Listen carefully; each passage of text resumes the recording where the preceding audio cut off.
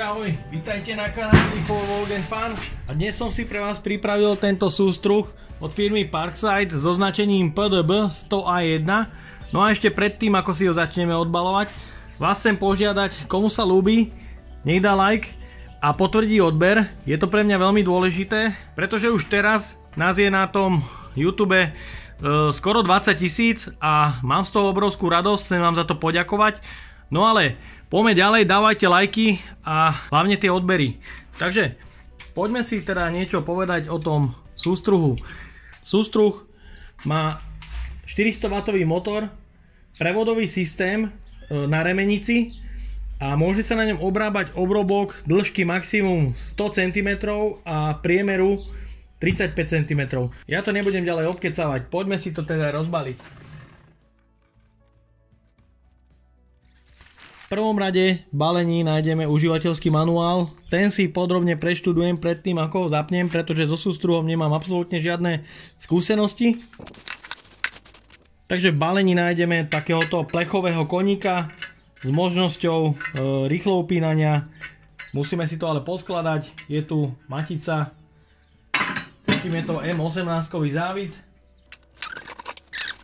Plechovú súčasť, ktorá je súčasťou vlastne toho sústruhu, a ako môžete počuť, je to úplne obyčajný vylisovaný tenký plech, takže nie je to, zase tá konštrukcia nie je nič moc, si myslím.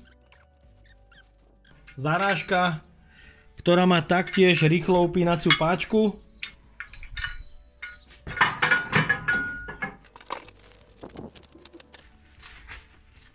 No a následne je tu takýto tanier na montáž obrobku. V tejto krabičke budú pravdepodobne dláta. Takže to sú tie dve dlátka, ktoré sú tu v balení. Ja iné dláta nemám, takže dúfam, že budú aj dobré. Ale to o tom dosť pochybujem, pretože sú krátke. Ďalej sú tu takéto dva kľúče. No a následne je tu nejaká sada skrutiek a matíc.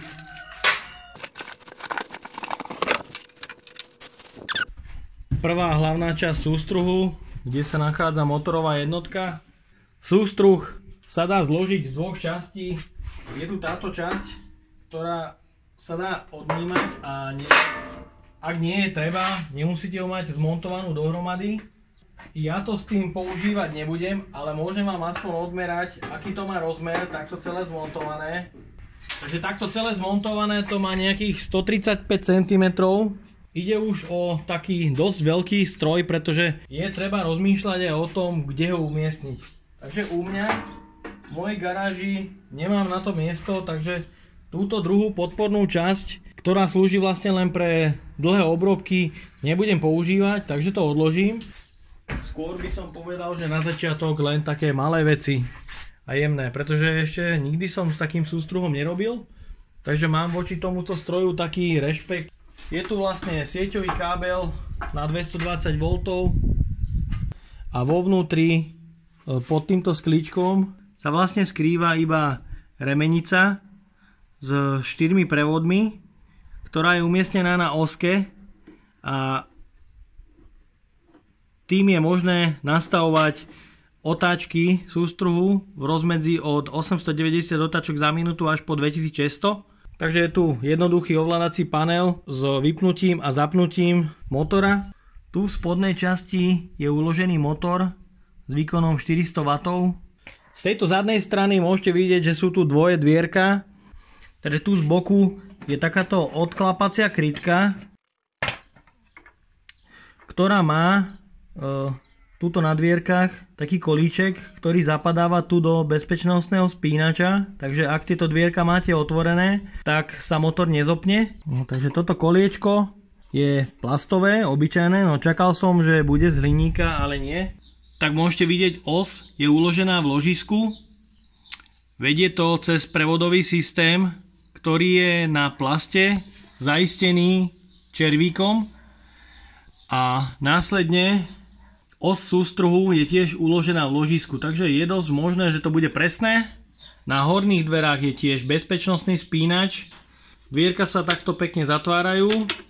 závit na dvierkach sa musí dotočiť na fest, aby ten bezpečnostný spínač bol stále zopnutý. Tu nazadu tieto tri skrutky sú vlastne uchytenie toho ložiska pre os sústruhu.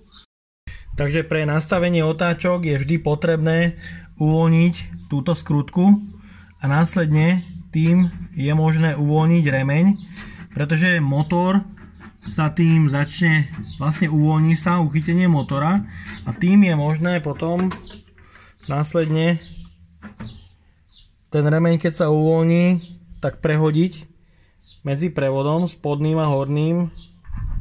Taká závit na osi je M18 a na závit sa dá pripnúť takýto trň, ktorý má tiež túto špic so stredovou osou a 4 ďalšie trne pre zaistenie obrobku.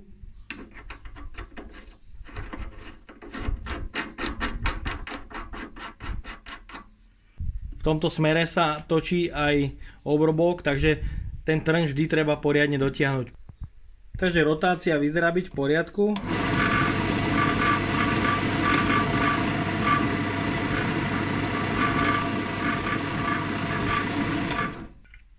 Tá opierka, môžete vidieť, je takáto variabilná, čiže môže sa nastaviť pomocou týchto dvoch skrutiek. Tak a môžete vidieť, ako pracuje tento systém upínania, že je to vlastne iba posúvanie výšky pomocou točenia, že je tam vlastne vajcovitý hriadel, ktorý keď otáčam touto páčkou, tak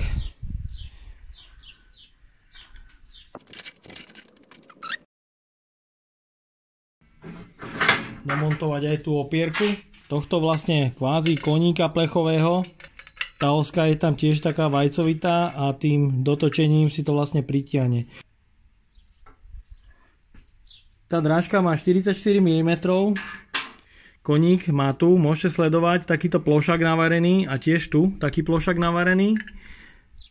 A ten plošák má rozmer 42 mm na jednej strane a na druhej strane tiež 42 mm, čo si myslím, že je dosť málo. Ak nie je dotiahnutý ten koník, tak má strašnú vôľu. A to je zase dôležité pre os, aby ten koník nestal vlastne takto šikmo. Takže tá vôľa tam mala byť určite nie 2 mm, ale ani 1 mm si myslím, že nie. Takže znova k tomu koníku, mám ho už nejako upnutého, no dúfam, že to bude poslúchať pri práci. No a výsuv toho koníka je niekde zhruba na 5 cm. Je tu matica M18 na zaistenie polohy a trň koníka je na ložisku. Koliesko je strašné, to je úplne obyčajný lacný plast, ktorý je veľmi náchylný na zlomenie. Aktuálne to mám nastavené na otáčky 1760. A hlučnosť je veľmi príjemná, pretože ten prevodový systém je, myslím, že celkom fajn. Ešte ukážem ten bezpečnostný systém. Takže to zapnem a teraz odmontujem krytku motora. Takže vidíte, spínač sa prerušil, ešte ani nebol poriadne kryt otvorený. Následne som ho teraz zatiahol, ale vidíte, že motor sa nespustil, takže ho je potrebné znova vypnúť a znova zapnúť. Tak páni, mám v tom upnutý obrobok z takého mäkšieho dreva. Rozmer toho obrobku je 7x7 cm a dĺžka je nejakých 15 cm. Zatiaľ som s takouto mašinou absolútne nikdy nerobil, takže som si ju pre istotu prichytil k stolu. Momentálne teraz drží celkom stabilne a idem vyskúšať, teda obrábať tento mäkké drevo. Takže aktuálne to mám nastavené na ten prvý prevod, čo by malo byť nejakých 890 otáčok.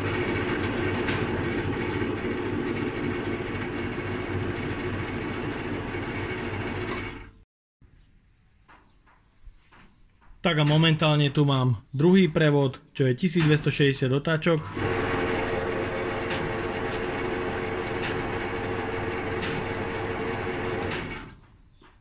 Takže teraz tu máme 1760 otáčok.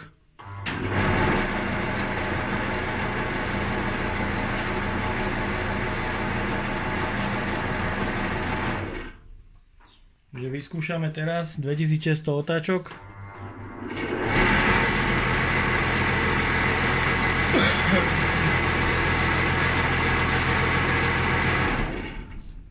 Takže idem si to podoťahovať, poupínať, prehodíme na prvý stupeň, pretože výrobca predpisuje na začiatok obrábania použiť prvý prevodový stupeň. Takže matice sú zakontrolované, všetko je podoťahované a dúfam, že sa teda nič nestane.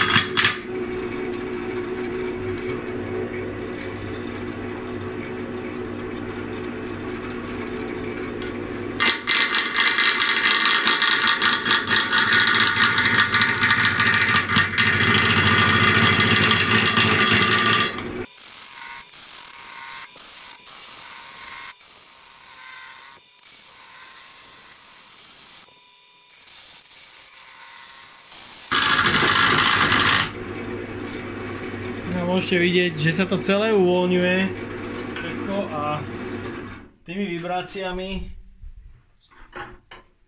toto nedrží dobre.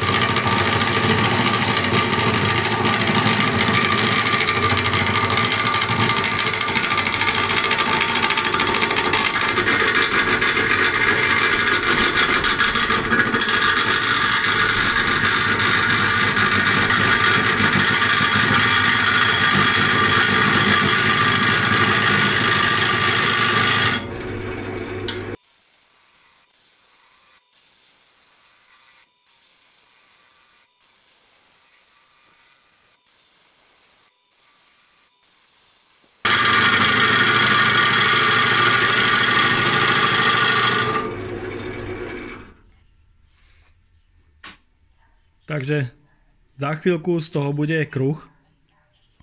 Už tomu veľa nechýba, ale čím ďalej idem, tak je to ťažšie, pretože tento nástroj sa otupuje. Cítim to, že už to nie je také ostré, ako to bolo.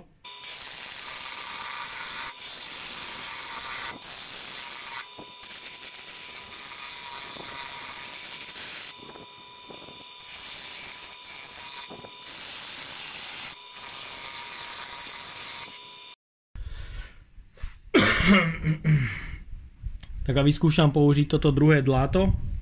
Mohlo by to s tým ísť trošku lepšie.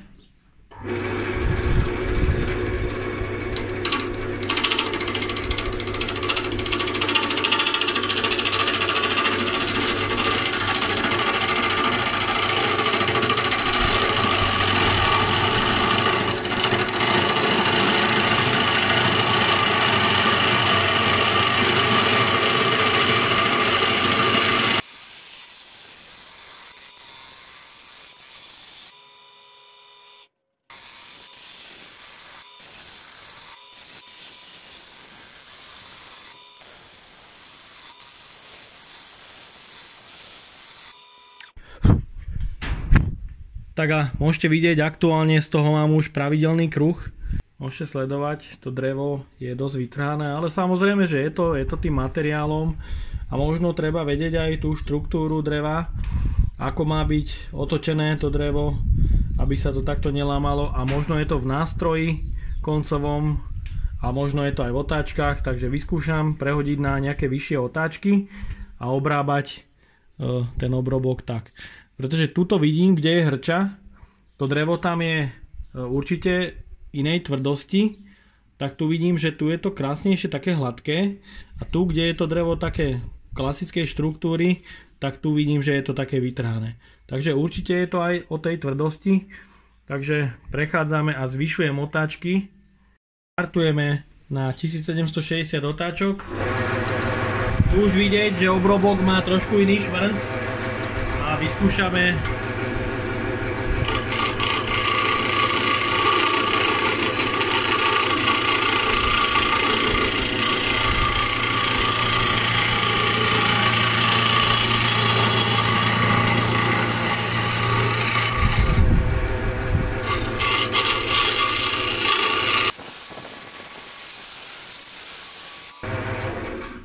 Takže vyskúšame odstaviť a áno, je to tak. Momentálne je ten obrobok o dosť hladší, keď som išiel na tých vysokých otáčkach. A ešte by bolo dobré skúsiť zabrúsiť tento môj nástroj.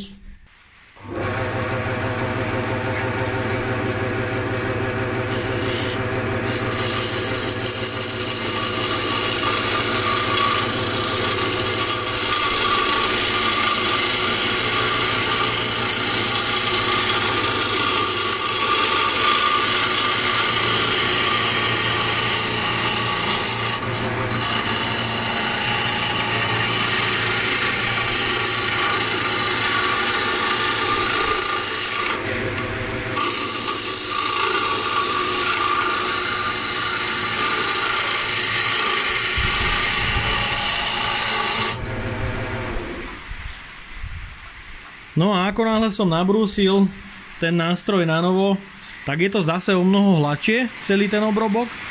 A tu na tomto kúsku to aj krásne vidieť, že vlastne jedná sa celkovo o mäkké drevo, avšak tu, kde je tá hrča, tak to drevo je samozrejme tvrdšie a sam vidíte, jak vyzerá, to je krásne, to obrobenie, tá štruktúra toho dreva je úplne iná. Inak sa štiepi ako toto mäkké drevo.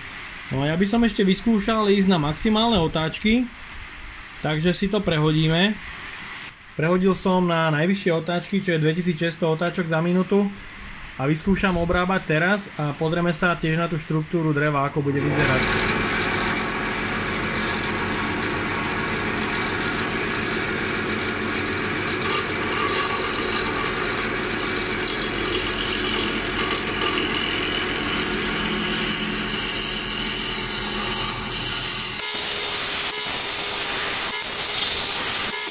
Tak a je tu dosť evidentne vidieť, že tie otáčky to dolešťujú úplne a tiež vidíte na tej hrči a tiež v okolí je to tá štruktúra dreva oveľa krajšia, nie je to vytrhané už tak. Tak a začnem nejakým brúsnym papierom 80-kou.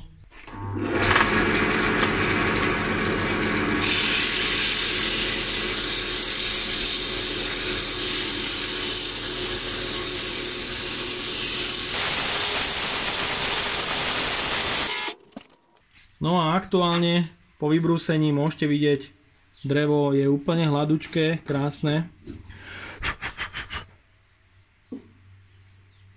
Takže myslím, že s tým sústrumom sa dá niečo robiť, avšak treba sa to naučiť, pretože treba tomu trošku aj porozumieť. Ja osobne som aktuálne prvýkrát robil vôbec so sústruhom.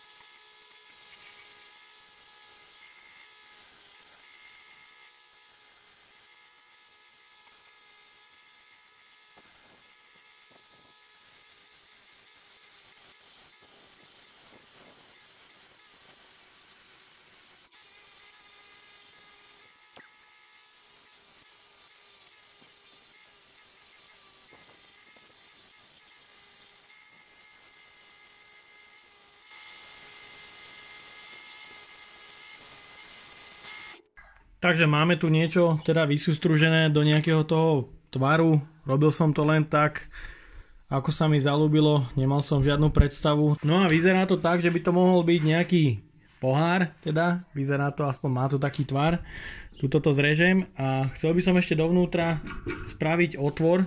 No a to neviem teda, že ako, je škoda, že do tohto koníka sa nedá upínať nejaký vrták alebo nejaká freska, pretože by bolo jednoduchšie s tým spraviť ten otvor. No a keďže to mám teraz takto, tak to musím znova prehodiť na ten tanier, ktorý bol pribalený a súčasťou balenia.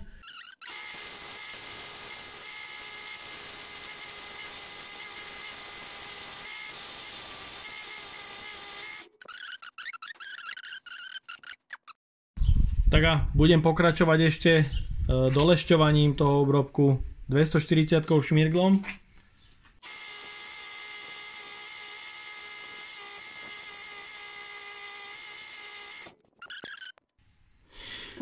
Tak a po dobrúsení 240 šmirglom už môžete vidieť, že to je naozaj dosť jemne vybrúsené a aj cítiť na tom obrobku, že je nádherne hladký.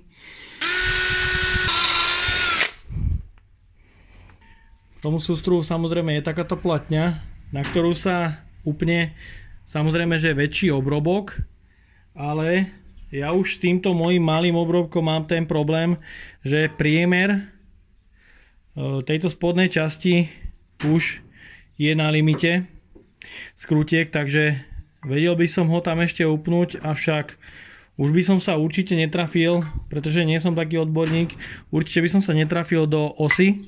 Obrábanie pomocou tohto taniera si môžeme ukázať neskôr, alebo lepšie povedané inokedy. Takže mohli ste vidieť sústruženie na tomto Parkside sústruhu, ktorý je už teda v ponuke od Parksideu druhý. Neviem, či ten prvý sústruh sa ešte bude predávať, ale myslím, že tento sústruh je o čosi na tom lepšie. Takže ako hodnotím tento produkt? No nemôžem ho nejak veľmi ohodnotiť, ani veľmi vychváliť, ani zase a nemôžem ho zase ani nejak skritizovať, pretože ide o celkom zaujímavú verziu sústruhu za celkom schopné peniaze, avšak musím podotknúť toto koliečko obyčajné z plastu. Mohli ste vidieť tú vôľu na tom koníku, tamto sa mi veľmi nepáči. No a následne toto už nemuselo byť z plechu, mohlo to byť z nejakého robustnejšieho materiálu alebo teda z hrubšieho plechu. Ja sa tomuto remeslu nejak veľmi nerozumiem. Vyskúšal som si to, vidím, že to funguje, dá sa s tým tvarovať, dá sa s tým robiť, avšak tieto pribalené koncové nástroje nie sú bohvie čo kvalitou, je to dosť slabé, musel som to počas práce jemne zabrusovať. Ja si ešte vyskúšam spraviť nejaký väčší obrobok, niečo robustnejšie a z tvrdšieho dreva. Dám tomu ešte teda šancu a vyskúšame si v ďalšom videu robiť s pomocou tohto nástroja. Odo mňa je to na dnes všetko. Ak sa vám toto video páčilo, dajte like, potvrďte odber a zvonček a tešte sa na ďalšie videá. Zatiaľ ahoj.